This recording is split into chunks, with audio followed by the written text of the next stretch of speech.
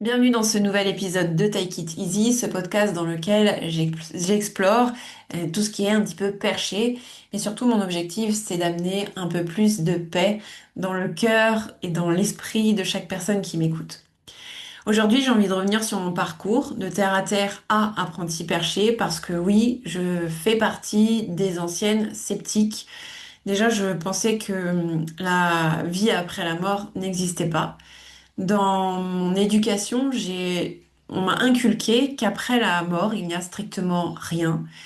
J'ai grandi chez les témoins de Jéhovah et chez les témoins de Jéhovah, eh bien, il y a cette croyance qu'après la mort, il n'y a rien et qu'un jour, tous les défunts seront ressuscités dans un paradis terrestre. Donc moi, on m'a inculqué ça, j'étais enfant, je n'ai pas questionné. Et même si après, à l'adolescence, mes parents n'étaient plus témoins de Jéhovah et moi, j'ai fait un rejet de tout ce qui était religieux, j'ai quand même gardé cette croyance. Pourquoi? Parce qu'elle me convenait bien. Ça me plaisait de me dire qu'après la mort, il n'y avait strictement rien. Comme ça, au moins, il n'y avait pas de question de mais où on va, qu'est-ce qui se passe, est-ce que vraiment il y a les bons, les méchants, l'enfer, le paradis, etc. Donc ça règle la question, il n'y a rien. Donc je suis restée là-dessus. Et en 2020, quand je me suis lancée dans le coaching business, j'étais vraiment hyper terre à terre. Je faisais même partie de celles qui disaient que bah, si tu te bouges pas le cul, bah, il va rien se passer pour toi. Je comprenais pas du tout les gens qui n'y arrivaient pas à passer à l'action. J'avais pas encore ce recul sur les traumas, sur tout ce que tu peux vivre dans l'enfance et qui va impacter ta vie d'adulte. J'avais surtout pas la notion du transgénérationnel, j'y croyais pas du tout. Comment un truc que ton arrière-grand-mère aurait pu vivre pourrait t'impacter toi dans ton aujourd'hui, ça me paraissait même pas envisageable. Donc j'étais vraiment très très loin de la personne que je suis aujourd'hui. Et pourtant, j'ai toujours coaché des femmes un peu perchées qui étaient dans l'énergétique, dans le massage énergétique, dans le soin énergétique, même des femmes qui, voilà, qui parlaient à leur guide, etc. Et je les coachais comme j'aurais pu coacher quelqu'un qui était musulman, de confession musulmane, ou quelqu'un de confession catholique ou protestante ou athée. Enfin bref, en fait, je partais du principe que c'était des croyances et que moi, je m'en fiche pas mal de tes croyances. De toute façon, ça n'a aucun impact sur la façon dont moi je vais te coacher. Donc je coachais ces femmes-là. Euh, Bien sûr, parfois, elle me sortait des trucs, je me disais, bon, pourquoi pas, c'est sa croyance, je respecte. Ce que les témoins de Jéhovah m'ont appris, c'est que ils sont tellement critiqués, et donc j'ai été critiquée quand j'étais enfant par rapport à ces croyances, que ce que j'ai appris, c'est que il faut avoir du respect pour les croyances des autres, parce qu'elles leur appartiennent, et eux, ils sont persuadés d'être dans le juste. Et je trouve que respecter ça, c'est faire un beau cadeau à l'autre parce que pour avoir été celle dont les croyances étaient critiquées, je trouvais que c'était parfois intrusif et parfois je trouvais même les gens complètement débiles. Quand on me disait ah mais toi t'es dans une secte et je me disais waouh mais de quoi on est en train de parler parce que c'était pas ce que je vivais. Donc j'en ai retenu le truc de, ok, quand quelqu'un te parle depuis son espace à lui, avec ses croyances à lui, écoute, voilà, écoute, reste curieuse et surtout ne cherche pas à critiquer et encore moins à le faire changer dans ses croyances parce que ce sont ses croyances, elles lui appartiennent et elles sont valables. Voilà, même si je ne les partage pas. Donc j'en ai retenu ça. Et ça m'a vachement aidé pour le coaching parce que ça m'a permis de coacher des femmes avec tout type de croyances et d'avoir des groupes avec des religions très différentes, des croyances très différentes, et que ça se passe très très bien. Parce que moi, je suis OK avec tout ça. N'empêche que de temps en temps, j'avais un petit regard sarcastique et un petit rire moqueur sur certaines pratiques. Bon, aller danser avec le tambour, bon, si tu veux, les plumes, les machins, bon, si tu veux, si ça te fait plaisir. Mais bon, pour moi, c'était vraiment pas du tout dans mes possibles, dans mon vocabulaire. Et ouais, je trouvais ça complètement perché, quoi. En 2022, dans l'objectif de d'aller plus loin dans mon accompagnement, dans la qualité de mon accompagnement, eh bien, je me forme en hypnose ericksonienne. Milton Erickson, il n'a rien de perché, voilà, il a juste créé cette hypnose-là, qui est une hypnose hyper cadrée avec des fusibles de sécurité, avec des protocoles. Enfin, on n'est pas dans des choses perchées, on est dans des états modifiés de conscience, mais ce sont des transes légères. C'est-à-dire que la personne qu'on guide en hypnose a conscience de tout ce qui se passe autour d'elle. On va pas lui demander de faire la poule. C'est pas de l'hypnose de spectacle, c'est vraiment une hypnose qui a pour objectif d'aller euh, simplifier des processus de résolution, d'aller activer des ressources. Enfin, c'est une hypnose tranquille, quoi, pépère. Voilà. Déjà, quand je vais faire cette formation-là, il m'est arrivé deux, trois trucs étranges parce que ça fait déjà un petit moment que j'ai commencé la méditation. J'ai commencé la méditation, je ne sais même plus comment. Je sais plus. Franchement, j'en sais rien. Je sais plus comment j'ai commencé. Ça devait certainement être un truc. Je cherchais à avoir plus d'abondance financière. Je suis tombée sur une méditation abondance financière. Ça m'a plu. Et voilà, c'est certainement comme ça que j'ai commencé. J'arrive plus à me souvenir exactement. En tout cas, tout ce que je sais, c'est qu'en 2022, j'avais déjà une pratique de la méditation. Ah non, je me souviens maintenant. Dans ma formation de coach, il y avait avec moi Guillaume qui était en train de se former en même temps que moi au coaching, qui lui m'a proposé de participer à son programme de méditation en pleine conscience. Et c'est comme ça que je suis entrée dans la méditation. Donc je suis entrée je médite pas du tout à vas-y, reste une demi-heure sans bouger en faisant un scan corporel, c'est-à-dire en passant de tes doigts de pied à haut de ton crâne, en passant par chaque petite étape de ton corps. C'était terrible, c'était horrible. Je sentais tout mon corps tout mon être intérieur qui disait putain, mais qu'est-ce que je fais là? Mais qu'est-ce que je fais là? N'empêche que cette formation pour moi, elle a été, je me rends compte maintenant, mais vraiment game changer parce que elle m'a ouvert à la méditation, elle m'a ouvert à d'autres états, des états de calme puissants. Et c'est quelque chose que j'ai continué à pratiquer par la suite. Donc quand je suis arrivée en hypnose ericksonienne, j'avais déjà cette pratique de la méditation avec moi. Et il m'était arrivé deux, trois trucs un peu étranges, du type, je me souviens, une fois, j'étais en train de méditer, assise en tailleur, par terre, et j'avais devant moi deux, trois cartes comment on appelle ça, là, les oracles. Donc tu vois, je commençais déjà à être un petit peu ouverte, parce que pour acheter une boîte d'oracles, il faut quand même être un petit peu perché. Voilà. Mais bon, pourquoi pas. Et je me souviens de cette méditation où quand j'avais ouvert les yeux, j'avais une flamme devant moi, une petite flamme bleue. Et je m'étais dit, ouais, je commençais à halluciner. Donc j'avais fermé les yeux, j'avais tourné la tête et j'avais rouvert les yeux en tournant la tête sur le côté. Mais la flamme, elle n'avait pas bougé. Elle était toujours devant moi et pas sur le côté, pas devant mes yeux. Si je bougeais les yeux, la flamme, elle ne bougeait pas. Donc là, déjà, je me suis dit, pouh, il se passe des trucs un peu bizarres. C'est comme ça, en fait, que ça a commencé. La méditation m'a amené dans des espaces un peu étranges, à des espaces que j'avais déjà contactés une fois en PNL, parce qu'en PNL, il y a un truc qui s'appelle les niveaux logiques. Et au sixième niveau, tu es dans le plus grand que toi. Et dans le plus grand que moi, j'étais arrivée dans un espace où c'était orangé et où il y avait un son qui faisait comme ça. Et je me sentais vraiment bien, je me sentais parfaitement bien. Cet espace, j'avais recontacté une autre fois quand j'avais fait une formation sur 3 jours pour se connecter à son âme. Et pareil, cette formation, j'avais pas du tout aimé, mais elle nous avait fait faire une hypnose régressive pour aller dans une vie antérieure. Moi, je suis pas allée dans une vie antérieure, je suis allée dans cet espace-là, orangé, qui fait vroom. Ça, c'était assez dingue. Une énergie très intense, avec une sensation d'une énergie, mon énergie qui s'expanse, très étrange. Et quand je méditais, je retrouvais ces espaces-là.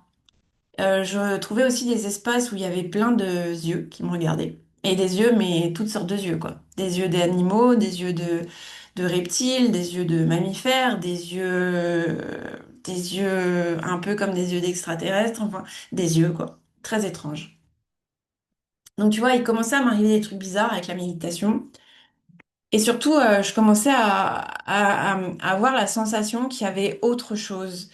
Euh, ouais, c'est comme si pour moi, il y avait un manque de sens. J'avais la sensation d'appartenir à quelque chose de plus grand, d'être plus vaste que ce que je pensais. Et c'est pour ça que progressivement, je suis allée m'ouvrir à d'autres choses, à acheter un jeu d'oracle. Je me souviens très bien, le premier que j'ai acheté. Moi, j'avais acheté le petit oracle de Gaïa et ma fille, elle avait acheté un oracle sur les licornes. Et je trouvais ça dingue parce que mon mari m'avait posé une question, on n'était pas mariés à l'époque. Et puis on avait joué avec les oracles et les cartes qui étaient sorties étaient impressionnantes de justesse. Alors là, ça m'a fait bizarre. Je me suis dit, ok, c'est peut-être pas des conneries en fait. Des petites choses comme ça. Mais je restais quand même hyper sceptique par rapport à tous ces trucs. Formation d'hypnose. Il s'est passé un truc pendant cette formation. C'est que on a fait une hypnose collective de groupe où notre enseignant nous a demandé de mettre notre conscient dans la pièce d'à côté. Donc c'est ce que j'ai fait, j'ai mis mon conscient dans la pièce d'à côté. Et au moment de revenir, donc de rappeler le conscient à soi, eh bien, moi, je n'y arrivais pas. Je me sentais à nouveau dans ce vrombrissement, c'est comme ça. Sauf que j'arrivais plus à respirer. Je me sentais très très mal, j'avais envie de pleurer. Euh, donc j'étais recroquevillée sur moi-même et j'étais là. Donc j'essayais de respirer. Et pendant ce temps, il y avait l'enseignant qui faisait un débrief avec une des femmes du groupe qui avait vécu quelque chose pendant cette hypnose, mais moi, j'entendais rien, donc je savais pas du tout ce qui se passait. C'est un peu avec, c'est un peu j'étais dans un état second, quoi. Je captais rien, quoi. C'était très étrange. Et à un moment donné, donc mon formateur me regarde et me demande si ça va, et là je lui dis non, ça va pas. J'étais au bord des larmes, les sanglots dans la gorge, et ça allait pas du tout. Et donc il me dit, viens dans mon bureau, et là il me demande, est-ce que ça t'appartient? Quand il me pose cette question, est-ce que ça t'appartient? Ouh, je respire et je dis non, ça ne m'appartient pas. Il s'avère que pendant cette hypnose collective, la femme avec qui il faisait un débrief avait vécu quelque chose où elle ne se sentait pas bien du tout. Et possiblement, j'ai récupéré quelque chose qui traînait, que ce soit elle ou pas elle, quelque chose qui était là. Et ça, moi, ça faisait pas du tout partie de mon système de croyance. Mais alors, genre, pas du tout.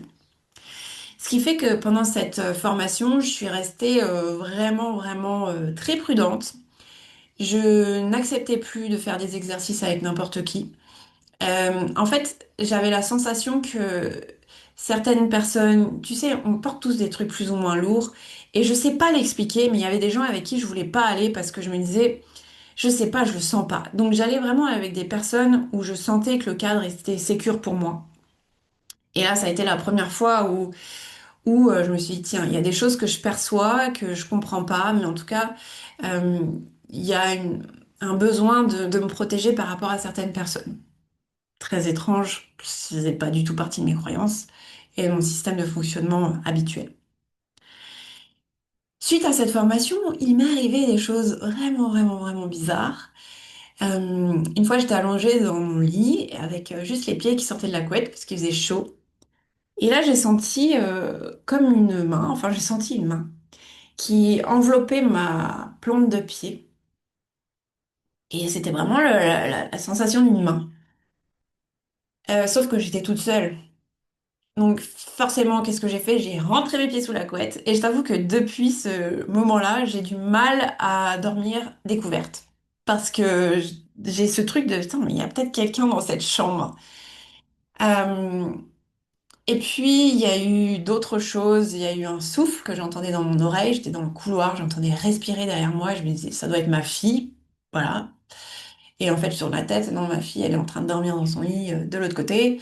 Donc, ce souffle, je sais pas d'où il sort, mais il est là. Et le truc aussi étrange, c'est que j'étais assise sur mon lit, mon mari était dans son bureau en train de faire de la musique, et moi, je suis en train de lire. Et à un moment donné, j'entends un super morceau avec des paroles, et waouh! Et là, je fais waouh, c'est quoi ça? Et au moment où je dis waouh, c'est quoi ça? Ça s'arrête. Donc, je me lève, je vais dans le bureau, je vais voir mon mari. Et là, il est avec le casque sur les oreilles, en train de jouer du synthé. Et je lui dis, c'était quoi ce morceau? Donc déjà, je l'appelle encore, je le pousse parce qu'il m'entend pas. Et, et je lui dis, c'était quoi ce morceau?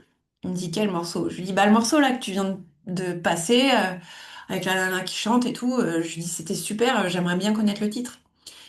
Et il me dit, mais j'ai pas, il y a rien en fait. Les ordi sont éteints, j'ai que mon synthé. Et de toute façon, j'ai le casque, on n'entend pas ce que je joue, etc. Et là, comme il est un peu taquin, je me dis, il se fout de ma gueule en fait. Donc je lui dis, écoute, ok, là t'es en train de te moquer de moi. Enfin, vas-y, dis-moi que c'était toi et dis-moi ce que c'était comme morceau. Et il me dit, non, mais c'était pas moi, Léa. Le problème, c'est que tous ces trucs sont arrivés de façon condensée. Et là, je me suis dit, putain, il y a un truc en fait. Il y a vraiment un truc. Entre-temps, mon grand-père maternel est décédé. Euh, et pareil, on est sur le canapé, et puis ma fille qui demande à ma mère, je l'ai sur le téléphone en visio, elle demande à ma mère, est-ce que tu as eu des nouvelles de papy depuis qu'il est décédé? Et ma mère, tout de suite, ah non, non, non, non, ah non, la vie après la mort, ça n'existe pas, on parle pas des morts, blablabla. Bla, bla, bla, bla. Et pendant qu'elle disait, ah non, non, non, non, non, non, il y a la cage du volet roulant en métal, ça faisait tac, tac, tac, tac, tac, tac. Hyper répété, ça s'arrêtait plus. Et ma fille qui me regarde, elle fait, mais il y a quelqu'un ou quoi? Et là, ça s'est arrêté. Que des petites choses comme ça. Donc, je suis allée voir mon formateur d'hypnose, de coaching, et je lui ai dit, écoute, il se passe des trucs bizarres, j'ai envie de comprendre.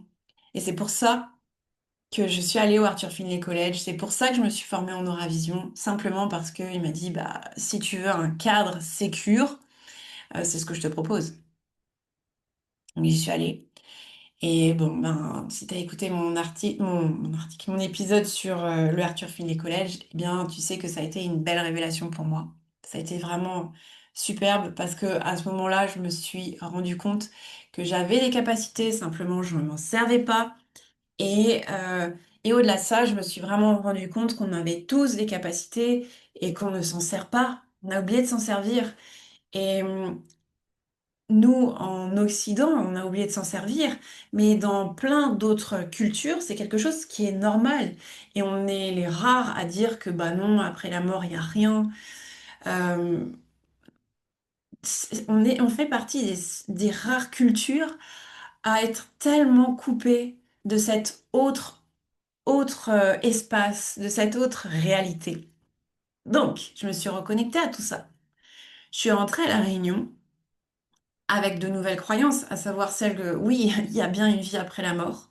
Et comme a dit un des défunts qui nous a parlé via une médium euh, au Arthur Finlay College, nous sommes plus vivants de ce côté-là que de ce côté de la vie que vous de votre côté de la vie. On est plus vivant que vous parce que vous passez votre temps à vous inquiéter, vous passez votre temps à baliser et à pas profiter, à pas vivre pleinement. Donc nous, on est plus vivant que vous. Ça m'avait marqué. Il y a donc une vie après la mort et au fur et à mesure de mes lectures d'aura, puisque j'apprends à faire des lectures d'aura avec Isabelle et et je pratique même beaucoup, eh bien, il y a de nouvelles croyances qui sautent. Je perçois dans l'énergie de certaines personnes des élémentaux. Je perçois des esprits verts, des esprits de la nature. Alors, je vais pas dire que je perçois des elfes ou des lutins, ou pas du tout, parce que c'est pas ce que je perçois. Mais je perçois ouais, des elfes, pas des elfes, des esprits verts, des esprits de la nature, des élémentaux.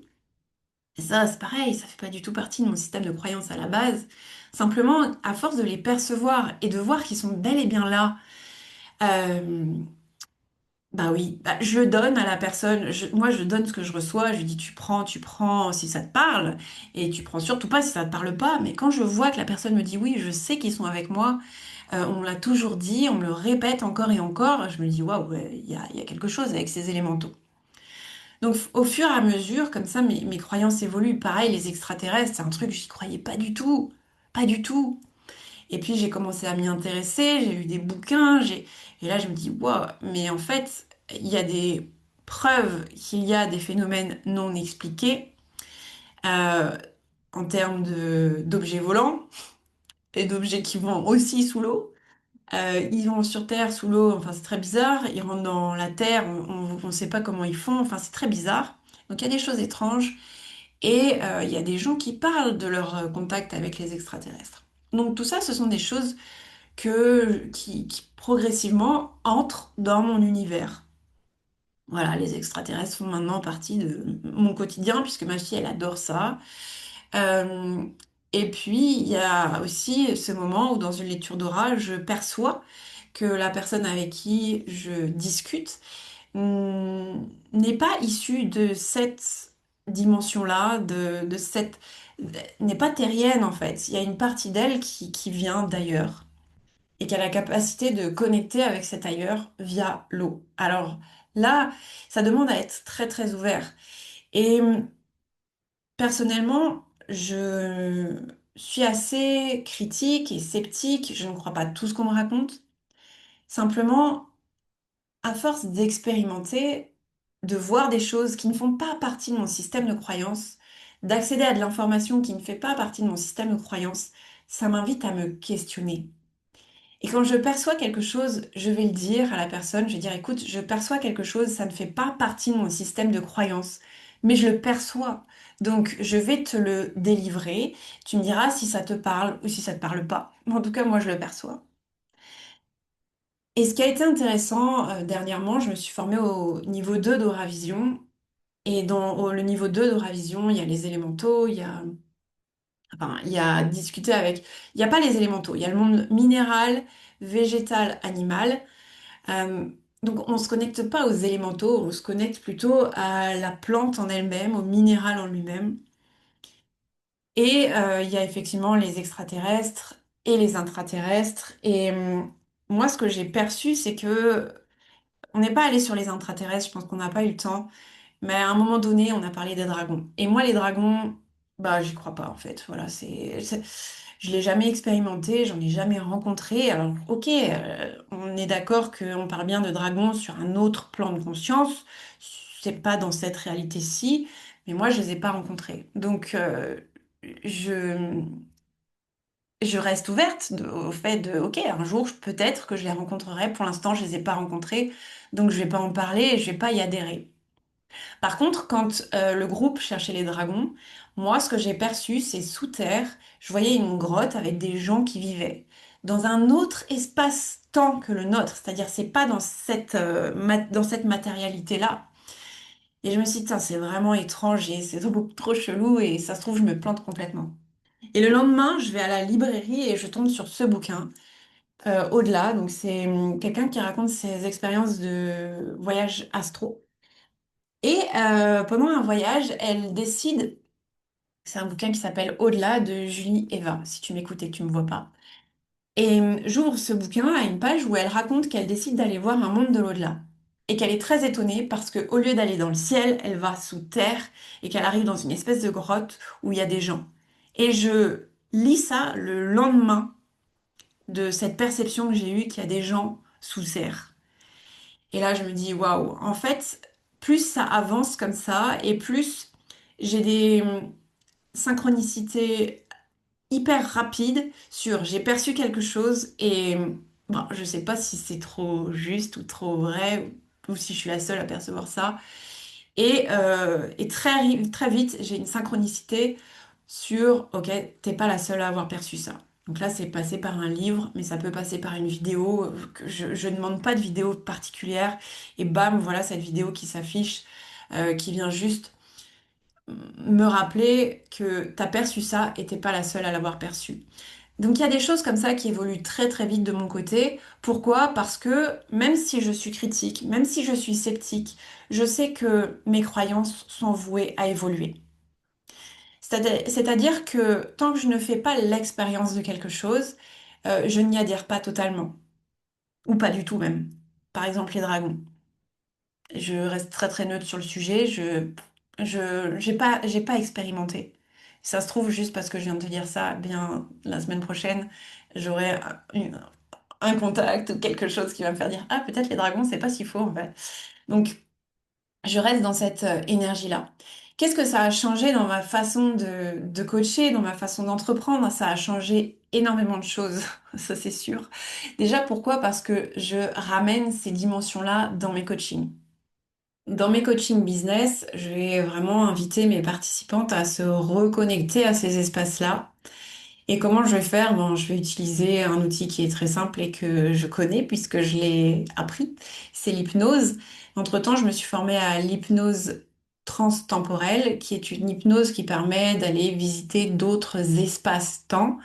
Et j'utilise beaucoup cette approche-là dans mes coachings rapprochés. Donc j'ai trois différents groupes de coaching. J'ai le fil rouge qui est mon coaching d'entrée pour les personnes qui me connaissent pas trop encore ou pour les personnes qui n'ont pas encore de résultats concrets avec leur entreprise. Dans le fil rouge, les femmes que j'accompagne font moins de 5 000 € de chiffre d'affaires. L'objectif, c'est de passer au-dessus.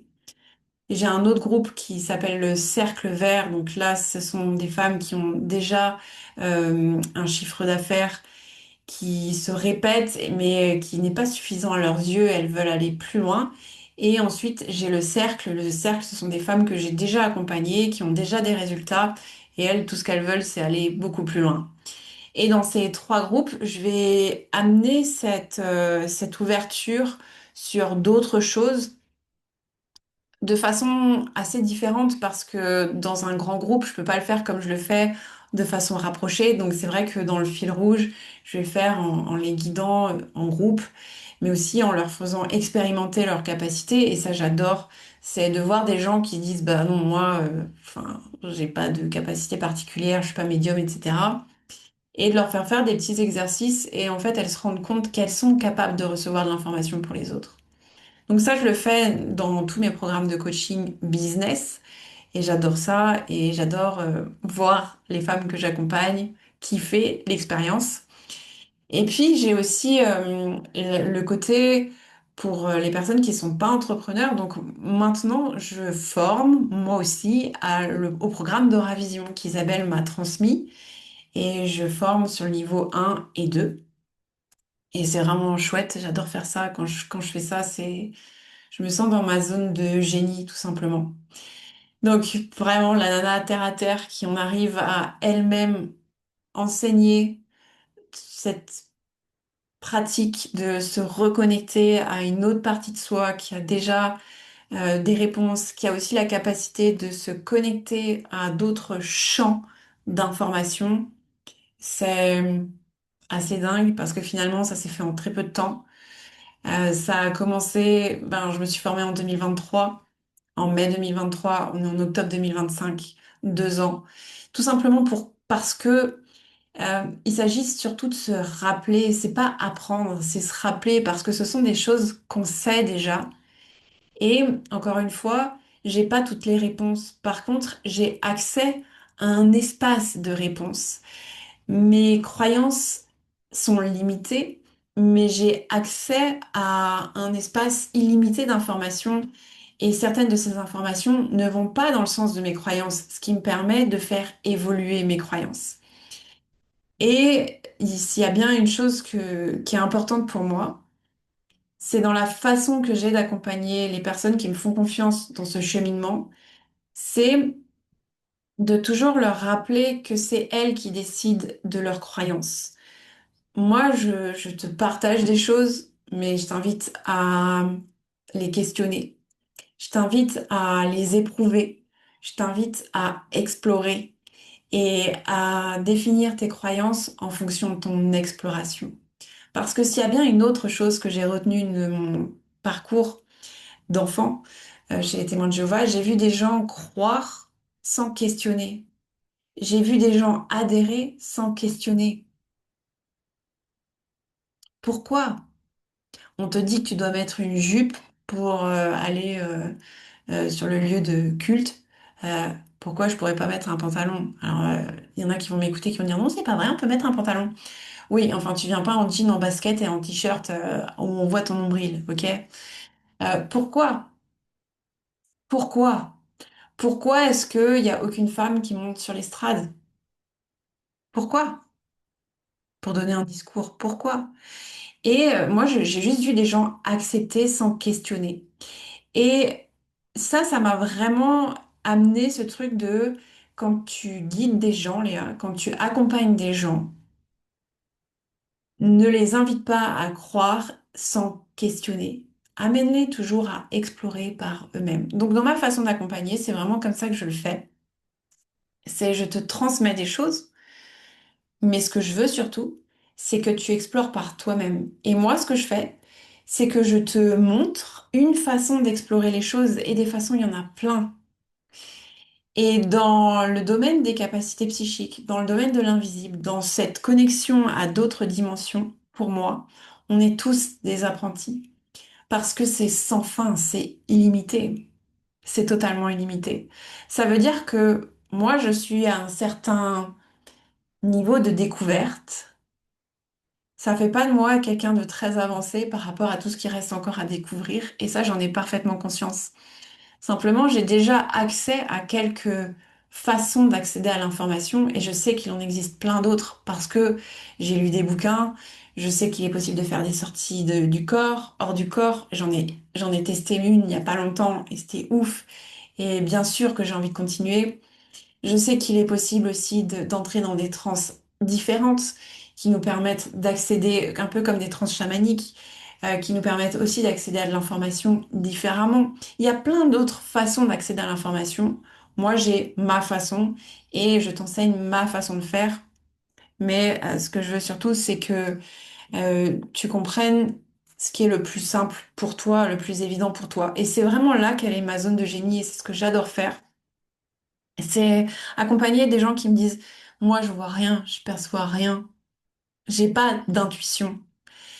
Et là, je kiffe accompagner ces personnes-là à se reconnecter à cette intuition que moi j'appelle les capacités psychiques. Intuition, c'est très très vague en fait. Voilà. Donc mon petit parcours de terre à terre, de très terre à terre, de même réfractaire à apprenti perché.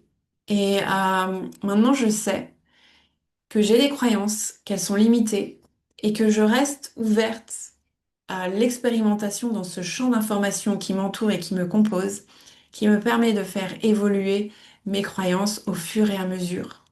Peut-être que, en fait, chaque information arrive juste au moment où je suis prête à la recevoir, tout simplement. Je sais pas ce que cet épisode a bien pu t'apporter. Je l'ai fait parce que je me suis dit, ça fait un moment qu'il y a des gens qui me suivent et ils savent pas vraiment quel est mon parcours. Voilà, j'avais envie de faire cet épisode tout simplement. Si tu en as retiré quelque chose, s'il y a quelque chose qui te reste, si tu vois l'intérêt de cet épisode, eh bien tu peux me le dire dans les commentaires. En tout cas, moi je te remercie de m'avoir écouté et je te dis à très vite pour le prochain épisode. Ciao.